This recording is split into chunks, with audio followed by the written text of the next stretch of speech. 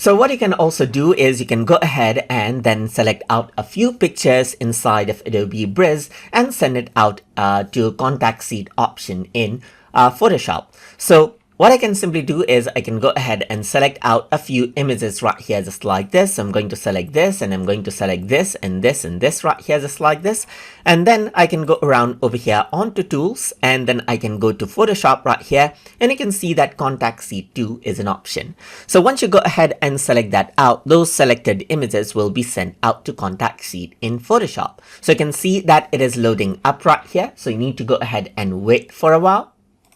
And then after you wait, this is what you have right here. So it says source image use Bridge, 5 image is selected, and you can go ahead and change this out according to how you want, like the width and height, the resolution, and so forth.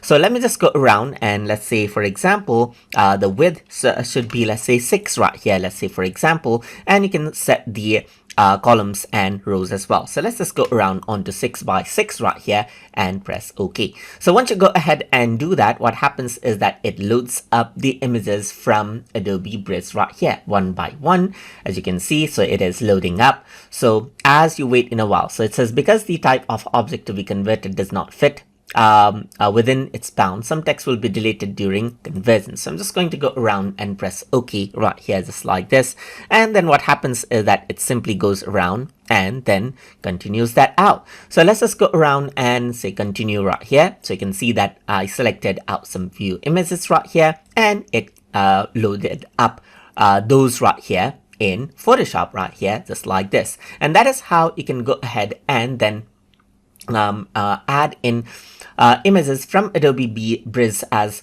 contact seed in Photoshop as you like. So hope you guys learned something as always. And as always, please like, comment, share, and subscribe.